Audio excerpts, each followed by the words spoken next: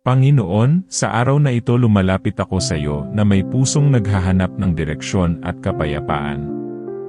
Sa dami ng bagay na kailangan kong isipin at pagdesisyunan, minsan hindi ko na alam kung alin ang tama at alin ang dapat kong piliin.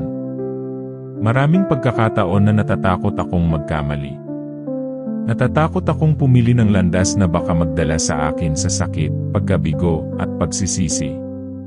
Kaya ngayon, Panginoon, hinihiling ko ang iyong gabay sa bawat hakbang at bawat desisyon na gagawin ko.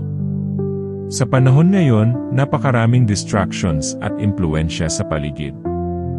Maraming boses ang nagsasabi kung ano raw ang tama para sa akin. Minsan nahihirapan akong makinig sa iyong tinig dahil sa ingay ng mundo. May pressure na maging successful agad. May pressure na sumabay sa iba.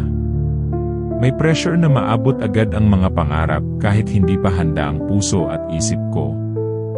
At minsan, dahil sa pagmamadali, nakakagawa ako ng mga desisyong hindi ko napag-isipan ng mabuti. Pero Panginoon, ayokong mamuhay na puro sariling lakas at sariling isip lang ang sinusunod ko. Gusto kong matutong magtiwala sa iyo. Dahil alam kong mas nakikita mo ang kabuuan ng buhay ko kaysa sa nakikita ko ngayon.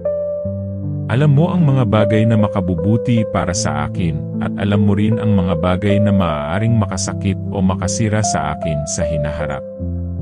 Panginoon, gabayan mo ako sa mga desisyong may kinalaman sa aking pamilya, trabaho, pangarap, relasyon, at kinabukasan. Kapag may pagkakataong hindi malinaw ang direksyon na tatahakin ko, bigyan mo ako ng kapayapaan at karunungan.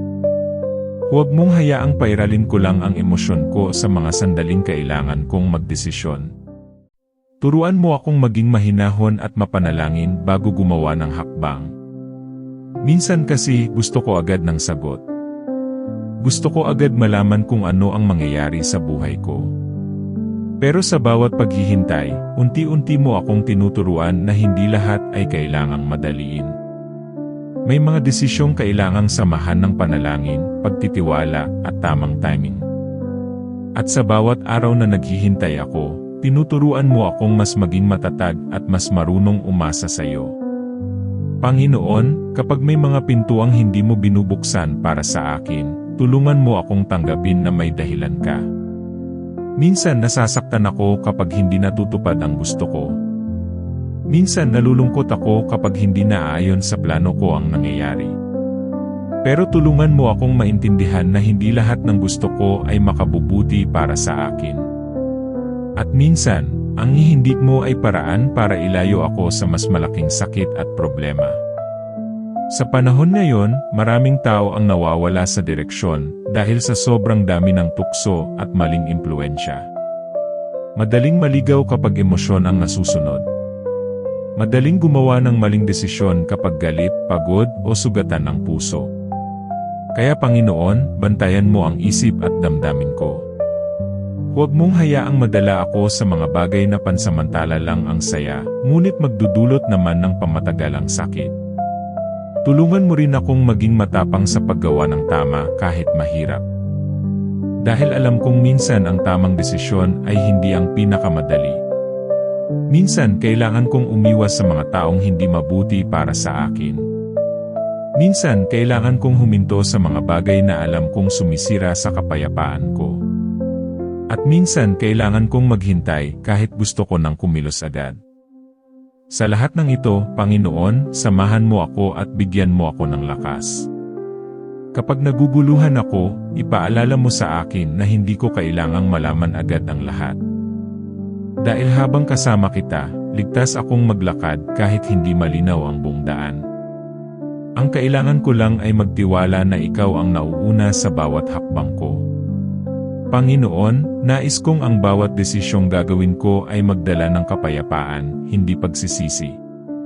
Nais kong mamuhay ng may karunungan at pananampalataya.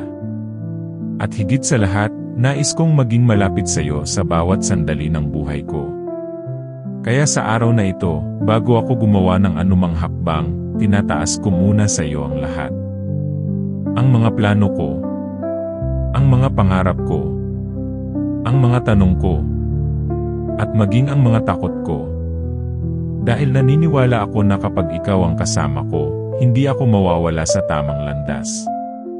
Maraming salamat, Panginoon, dahil kahit ilang beses akong nagkamali sa buhay, patuloy mo pa rin akong ginagabayan. Patuloy mo pa rin akong binibigyan ng pagkakataong magsimula muli. At patuloy mo pa rin akong minamahal kahit hindi ako perpekto. Ito ang aking panalangin. Amen.